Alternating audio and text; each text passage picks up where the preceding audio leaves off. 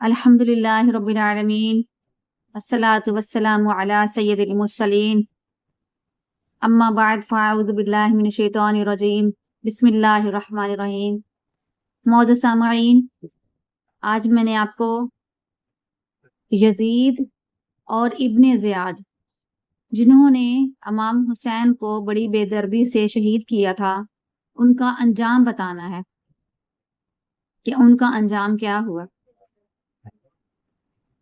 یزید جو تھا اس کو پیٹ کا ایسا مرض لگا کہ اس کی آنتیں سکڑ گئیں اور اس کے پیٹ میں شدید درد ہوتا تھا کیونکہ اس کی آنتیں جو تھیں وہ زخمی ہو چکی تھیں۔ اس وقت کے جو طبیب تھے انہوں نے منع کیا تھا کہ یزید کو پانی نہ دیا جائے، ورنہ پانی جیسے ہی اس کی آنتوں کے ساتھ لگے گا تو اس کو شدید تکلیف ہوگی۔ اور مرض ایسا تھا کہ یزید کو بہت زیادہ پیاس لگتی تھی، یہ پانی مانگتا، بار بار پانی مانگتا، اور جب پانی اس کو دیا جاتا تو اس کے آنتوں میں بہت شدید تکلیف ہوتی تھی، اور اگر نہیں پیتا تھا تو پیاس کی شدت اس سے برداشت نہیں ہوتی تھی، یعنی کہ پانی پینا اور نہ پینا دونوں ہی اس کے لیے بہت زیادہ عذاب بن گئے۔ جب اسے محسوس ہوا کہ اس کی زندگی کے آخری دن آ گئے ہیں تو اس نے اپنے بیٹے معاویہ بن یزید کو بلایا اور کہنے لگا کہ میرا تخت جو ہے، تخت حکومت، وہ تم نے سنبھالنا ہے۔ تو معاویہ بن یزید کہنے لگے کہ تمہاری یہ بادشاہت مجھے نہیں چاہیے، کیونکہ تمہارے تخت اور بادشاہت پر نواسہ رسول صلی اللہ علیہ وآلہ وسلم کا داغ لگا ہے، اور اس طرح کی حکومتیں مجھے نہیں چاہیے۔ جب اس نے احساس دلوایا تو یزید کو بڑا دکھ ہوا اور بہت رویا کہ میرا بیٹا مجھے اس طرح کے تانے دے رہا ہے۔ یزید جو ہے وہ پانی کے بغیر تڑپ تڑپ کے مرا، جس طرح امام حسین اور ان کی اولاد پیاسی دنیا سے گئی، ایسے ہی یزید جو ہے وہ بھی پیاسا دنیا سے گیا۔ اسی طرح یزید کا ایک سپہ سالار تھا ابن زیاد جس کو کہا جاتا ہے، اس کو بھی بہت بھیانک موت آئی۔ ہوا یوں کہ سن 60 ہجری میں واقعہ کربلا ہوا تھا، تو سن 60 ہجری کے بعد پورے 6 سال کے بعد مختار ثقفی نام کا ایک شخص بادشاہ بنا، اور اس نے کہا کہ میں سب سے پہلے تو یہ کام کروں گا کہ جو امام حسین کے ساتھ جنہوں نے جنگ کی تھی ان کو چن چن کے ماروں گا۔ مختار ثقفی نے جو مقتولین حسین تھے ان کو چن چن کے مارا۔ ابن زیاد کی باری آئی تو کہنے لگا کہ تم مجھے نہیں مار سکتا۔ ابن زیاد نے 30,000 کی فوج اکٹھی کی اور مختار ثقفی کے ساتھ جنگ کے لیے تیار ہو گیا۔ یہ جنگ نہر فرات کے کنارے پہ ہوئی، 1 محرم کو شروع ہوئی، 3 کو رک گئی، 5 کو دوبارہ سٹارٹ ہو گئی، اور اخیر 10 محرم کے دن نہر فرات کے کنارے ابن زیاد کا سر قلم کر دیا گیا۔ جب امام حسین کا سر قلم کیا گیا تھا تو کوفہ میں جو گورنر ہاؤس تھا اس کے اوپر امام حسین رضی اللہ تعالیٰ عنہ کا سر لٹکایا گیا تھا۔ تو آج پھر سے وقت آیا کہ وقت نے مکافات عمل کا دور جو ہے وہ شروع ہو گیا۔ دوبارہ پھر وہی وقت آیا کہ ابن زیاد کا سر جو تھا وہ گورنر ہاؤس کے اوپر لٹکا دیا گیا، اسی جگہ پہ جہاں پہ امام حسین کا سر لٹکایا گیا تھا، اور 30,000 کی فوج بھی اس کو بچا نہ سکی۔ اسی طرح ایک اور شخص جس نے اہل بیت پہ بہت ظلم ڈھائے تھے اس کا نام خولی تھا، خولی بن یزید۔ خولی بن یزید کو پتہ چلا کہ مختار ثقفی ڈھونڈ ڈھونڈ کے یزیدی فوج کو مار رہا ہے جن نے امام حسین کے ساتھ مقابلہ کیا تھا۔ مختار سقفی کے فوجی آئے تو گھر میں ایک بڑا سا ٹوکرا تھا، خولی نے اپنے اوپر وہ لے لیا، ٹوکرے کے اندر چھپ گیا اور اپنی بیوی سے کہنے لگا تو باہر جا اور جا کے کہیں کہ میرا شوہر گھر پہ نہیں ہے۔ خولی کی بیوی جو تھی وہ اہل بیت کی غلام تھی اور اہل بیت کے ساتھ بہت محبت کرنے والی تھی، اور وہ اپنے شوہر خولی سے اکثر کہا کرتی تھی کہ تو نے بہت ظلم کیا ہے اہل بیت پر، تو نے بہت ظلم کیا، تمہیں نہیں کرنا چاہیے تھا۔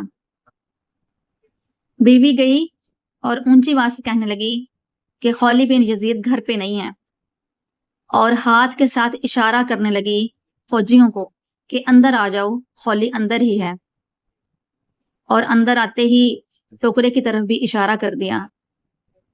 تو مختار سقفی کے فوجیوں نے خولی کو ٹوکرے کے نیچے سے نکالا اور اس کا سر اس کے جسم سے جدا کر دیا اور ایک تھال میں رکھ کے مختار سقفی کے سامنے پیش کر دیا گیا۔ ایک اور شخص تھا جو کہ ابن سعد جس کا نام تھا، یہ صحابی رسول صلی اللہ علیہ وآلہ وسلم سعد بن ابی وقاص کا بیٹا تھا، جس کو ابن سعد کہا جاتا ہے۔ ابن سعد بھی سن 67 ہجری میں ہی قتل ہوا۔ جب لوگوں کو پتا چلا کہ یزیدی فوج جو ہے اس کو پکڑا جا رہا ہے تو بہت سارے لوگ چھپ گئے تھے، لیکن ابن سعد جو تھا یہ چھپا نہیں تھا، کیونکہ کہتا تھا کہ مختار سقفی میرا دوست ہے، وہ باقی سب کو جو مرضی کرے گا لیکن مجھے کوئی نقصان نہیں پہنچانے لگا۔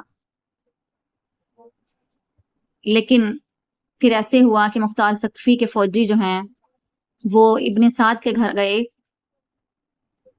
تو اس کا بیٹا باہر نکلا اور باہر نکل کے کہنے لگا کہ میرا باپ جو ہے وہ گوشہ نشین ہو گیا ہے، ایک جگہ پہ بیٹھا عبادت کرتا رہتا ہے، اب وہ گھر سے باہر نہیں نکلتا۔ تو بار بار کہا جا رہا تھا، جو گروپ کا بڑا تھا فوجی وہ کہتا تھا بار بار کہ اس کو باہر بھیجو، ہم نے اس سے بات کرنی ہے۔ مختار سقفی نے اس کو بلایا، اس کو باہر بھیجو، لیکن وہ جب نہیں آیا تو کہنے لگا کہ چلو وہ نہیں آ سکتا ہم تو جا سکتے ہیں۔ اندر گئے اور جا کے ابن سعد سے کہا کہ تیرا سر مانگا ہے مختار سقفی نے، اور اس نے کہا ہے اس کو زندہ کو لے کے نہ آنا، اس کا سر لے کے آنا، کہ ابن سعد ہی تھا جس نے امام حسین کا سر تھال میں رکھا تھا۔ کہنے لگا کہ نہیں، مختار سقفی ایسے نہیں کہہ سکتا کیونکہ وہ تو میرا دوست ہے۔ تو فوجی سپہ سالار کہنے لگا کہ جب تمہیں نواسہ رسول کی حیا نہیں آئی تو آج مختار سقفی تیری حیا کیا کرے گا اور دوستی کی حیا کیا کرے گا۔ بیٹا سامنے آیا اور کہنے لگا کہ میرے ابو کو کچھ نہ کہنا، تو فوجی نے اس بیٹے کا بھی سر قلم کر دیا اور ابن سعد کا بھی کر دیا، اور دونوں کا سر تھال میں رکھ کے مختار سقفی کو پیش کر دیا۔ تو مختار سقفی کہنے لگا بہت اچھا کیا، یہ ابن سعد کا سر امام حسین کا بدلہ ہے اور اس کے بیٹے کا سر حضرت علی اکبر رضی اللہ تعالی عنہ کا بدلہ ہے۔ اسی طرح ایک اور شخص تھا جس کا نام شمر تھا، یہ وہ بدبخت انسان تھا جس نے امام حسین رضی اللہ تعالیٰ عنہ کا سر قلم کیا تھا۔ شمر شروع سے ہی اہل بیت کے بہت زیادہ خلاف تھا، اور امام حسین کی شہادت کا مشورہ بھی شمر نے ہی دیا تھا۔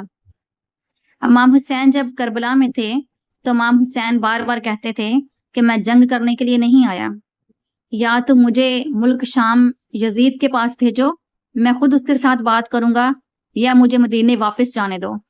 لیکن یہ شمر ہی تھا جس نے مشورہ دیا کہ نہیں، ایسے نہیں ہوگا، ان سے کہا جائے گا کہ آپ یا بیعت کرو یا جنگ کرو، بس اور تیسرا آپشن آپ کے پاس نہیں ہے۔ تو امام حسین بار بار کہہ رہے تھے دیکھو میں جنگ کے لیے نہیں آیا، اور جو بندہ جنگ کے لیے آتا ہے وہ اپنی پردہ دار عورتوں کو اور بچوں کو ساتھ لے کے نہیں آتا۔ میں نہ فوج لے کے آیا ہوں نہ ہتھیار لے کے آیا ہوں۔ لیکن یہ شمر ہی تھا جس نے امام حسین کی کوئی بات نہ خود سنی اور نہ باقیوں کو سننے دی۔ اور باقیوں کو غلط مشورے دیتا رہا اور امام حسین کے ساتھ جنگ کرنے کے لیے یزیدی فوج کو اکسایا۔ شمر کا بھی سر کاٹ دیا گیا، اس کے تن سے جدا کیا گیا اور سر اس کا مختار سقفی کے پاس پہنچایا گیا اور جسم جو ہے اس کے اوپر کتے چھوڑ دیے گئے۔ اور کچھ راویوں نے لکھا ہے کہ شمر کو ایسے ہی مختار سقفی کے دربار میں لے جایا گیا، مختار سقفی نے خود اس کا سر قلم کیا، اس کے سر کو نیزے پہ لٹکایا گیا اور اس کے جسم کو کھولتے ہوئے گرم تیل میں ڈال دیا گیا۔ اللہ تعالیٰ معاف فرمائے کہ اہل بیت کے ساتھ، رسول کریم صلی اللہ علیہ وآلہ وسلم کی آل کے ساتھ کوئی دشمنی کرے اور کوئی بغض رکھے، کیونکہ میرے نبی نے فرمایا ہے اہل بیت کی محبت ایمان کا حصہ ہے۔ اللہ تعالیٰ ہمیں کامل ایمان والا بنائے اور اللہ تعالیٰ شہدائے کربلا کے درجات بلند فرمائے۔ وما علینا الا البلاغ المبین۔